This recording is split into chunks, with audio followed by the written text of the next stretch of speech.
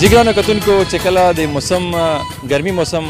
تبدیلی طرف ته روان سي د سردي موسم راځي نو هر څه چې کوم د هر شي بدلون راځي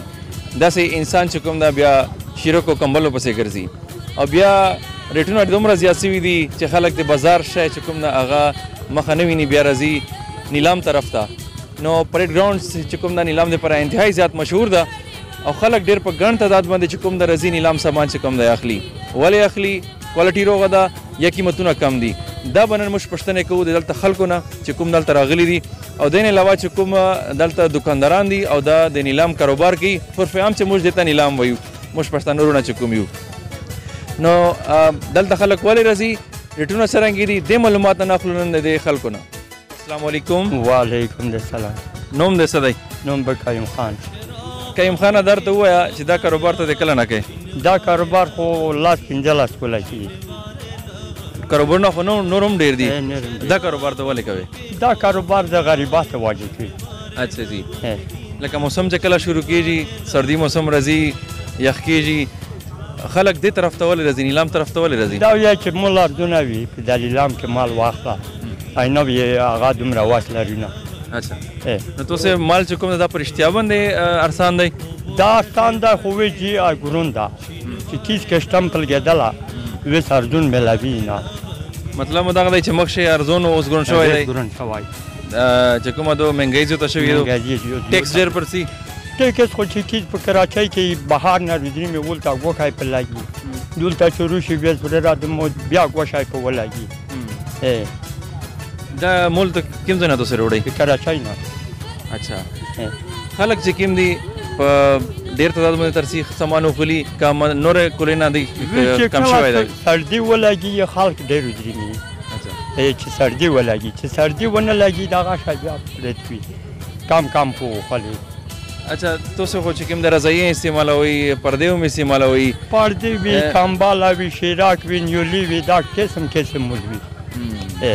اچھا ښه کتین کې د کسه چې کوم دی ګوري که نه هغې د پراسې یوه ټپه یا څه شی وکړه چې کتین کې خوښ شي در نه رحمان صاحب یایي چې دلته پل او قدم دواړه په حساب دي پل غلطه لاره وخت به تېر وي شیراک به زیړ وي میکسو څه به مړه وي دا به نه وي موږ سره یو بل کس ته چې دی د نیلام کاروبار کوي د نه موږ پوښتنه کوو جي السلام علیکم وعلیکم السلام ورور نام ورته ووایه بادشاهانه دا کاروبار تاسو کله نه کوو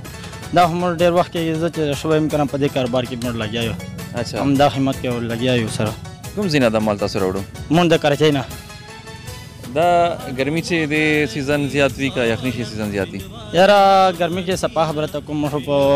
نه منډې کې هندواڼې خرڅوو پورې بازار شه او په سړک کې دا یعنې دا کاروبار کوو پر سړک کې موږ دا زیات وي کاروبار دې ریټونه چې کوم دي مخکې نه زیات دي کم دي څرنګه دي یاره مخکې نه اوس زیات دي ریټونه ډېر سخت ریټونه مهنګۍ دور ده موږ دا یعنې دوه ورونه یو بوډا پلار مې ده په کور کې هسې سم نشي کوی موږ د دوه ورونه لګیا خپل خدمت کوو